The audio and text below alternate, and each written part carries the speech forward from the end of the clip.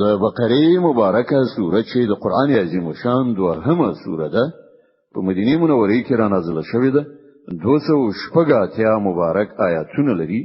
تلاوت او پښتو ترجمه یې له 9 آیت څخه اوري اعوذ بالله من الشیطان الرجیم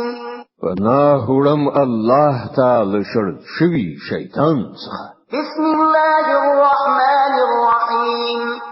د الله په نوم چې ډیر زیات مهربان پورا رحم لرونکی دی فويل للذين يكتبون الكتاب بأيديهم ثم يقولون هذا من عند الله ليشتروا به ثمنا قليلا فويل لهم مما كتبت أيديهم وويل لهم مما يكسبون نو هلاکت او تباہی ده د هغو کسانو لپاره چې په خپل لاسونو د شرع لیکنه کوي او بیا خلکو ته وایي دا د الله څخه راغلی ده ترڅو د هغې په بدل کې لږ غونډه ګټه په لاس راوړي نو هلاکت ته دوی ته په سبب د هغه چې د دوی لاسونه لیکي او هلاکت ته دوی ته په سبب د هغه څه چې تر لاسه کړی وقالوا لن تمسنا النار إلا أياما معدودة قل أتخذتم عند الله عهدا فلن يخلف الله عهده أم تقولون على الله ما لا تعلمون وی وای د دوزخ اور به پر مونږ باندې هیڅ کله نه لګیږي خو که څو ورځې سزا راکول کیږي نور را دې کړای شي نو دوی نه پوښتنه وکړه آیا تاسو له الله نه پیمان اخیسته دی چې له هغه څخه الله تیریدای نشي یا خبره دا ده چې په الله پورې داسې خبرې تړي چې تاسو پرې نه پوهیږئ بلى من كسب سيئة وأحاطت به خطيئته فأولئك أصحاب النار هم فيها خالدون هر څوک چې بدی وګټي او د خپل خطاو په چاپیریال کې ایثار شي هغوی دوزخیان دي او هغوی په دوزخ کې تل اوسېږي والذين آمنوا وعملوا الصالحات أولئك أصحاب الجنة هم فيها خالدون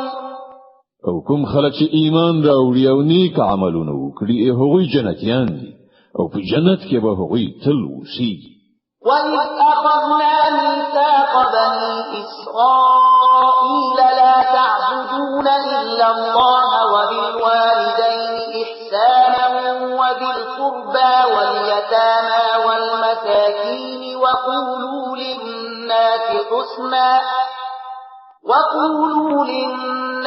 حُسْنًا وَأَقِيمُوا الصَّلَاةَ وَآتُوا الزَّكَاةَ ثُمَّ تَوَلَّيْتُمْ إِلَّا قَلِيلًا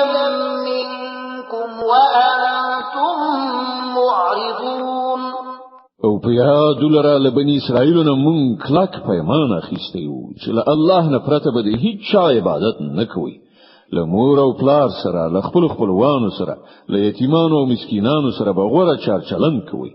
خلکو ته به ښې خبرې کوي لمونځ کوي او زکات ورکوي خو لږ کسانو پرته نور تاسو ټول لدی پیمان نه واوښتلی او اوس هم مخړونکي وَإِذْ أَخَذْنَا مِيثَاقَكُمْ لَا تَسْفِكُونَ دِمَاءَكُمْ وَلَا تُخْرِجُونَ أَنفُسَكُم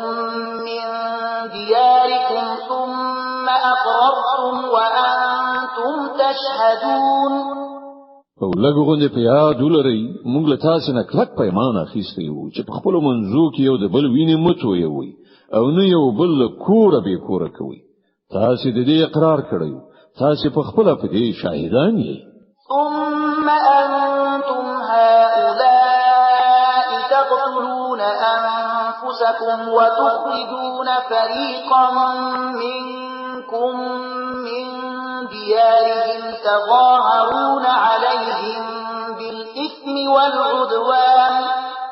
تظاهرون عليهم بالإثم والعدوان وإن يأتوكم أسارى تفادوهم وهو محرم عليكم إخراجهم أفتؤمنون ببعض الكتاب وتكفرون ببعض فما جزاء من يفعل ذلك منكم إلا خزي في الحياة الدنيا ويوم القيامة يردون إلى أشد العذاب وما الله بغافل عما تعملون. ونن همدا تاسو یاست چې خپل ورونه وژني، خپل ځینې ورونه به کوره کوي، د ظلم او زیاتی په کولو د هغو په خلاف ډلې جوړوي، او کله چې په جګړه کې ونیول شي ستاسو په لاس کې بنديان شي نو د هغو د خوشی کولو لپاره د فدیه لار برابروي. په داسې حال کې چې له کورونو څخه د هغو یستل علی سره پر تاسو حرام، نو آیا تاسو د کتاب په یو برخه ایمان راوړی او په بل برخه یې کافر کیږي؟ نو لته سينه چې کوم خلک داسې وکړي د هغو سزا بل دی پرته نور څوي چې د دنیا په ژوند کې ذلیل او خوار اوسيږي او په آخرت کې به د ډیر سخت عذاب په لوري ورګرځول شي. الله ستاسو د دې حرکتونو څخه به خبره نه ده. أولئك الذين اشتروا الحياة الدنيا بالآخرة فلا يخفف عنهم العذاب ولا هم ينصرون.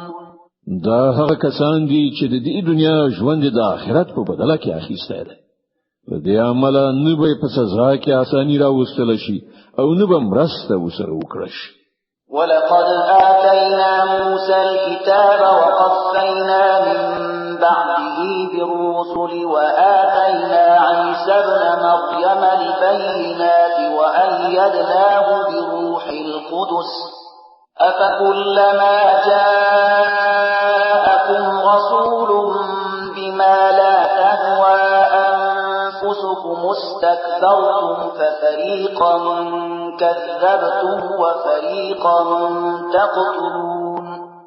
مون موسی ته کتاب ورکړ، له هغه وروسته مو پر لپسې پیغمبران ولېږل، په پای کې مو عیسی ابن مریم له روحانه نخونی خانو سره ولېږل او په سپېڅلي روح سره مو د هغه مرسته وکړه. هر کله چې کوم پیغمبر ستاسو د نفسي غوښتنو په خلاف کوم شي سره تاسو ته راغلی دی نو تاسو ورڅخه سرکشي کړې ده. څوک مو دروغجن ګڼلي دي او څوک مو وژلي دي. وقالوا قلوبنا غلف بل لعنهم الله بكفرهم فقليلا ما يؤمنون. غوی وای زمونږ زړونه پوښل شوي دي. نه، اصلي خبره دا ده چې د هغو د کفر له عمله الله پر هغو لعنت کړی دی. له دې کبله هغوی ډیر لږ ایمان راوړي. ولما جاءهم كتاب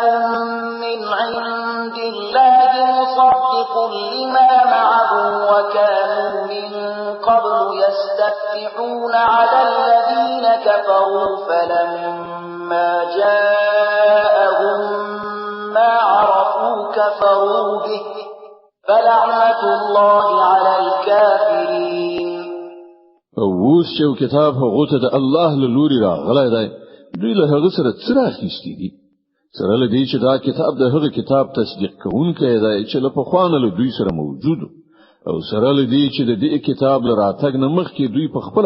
د کفارو په مقابله کې د فتح او نصرت دعاګانې کولې.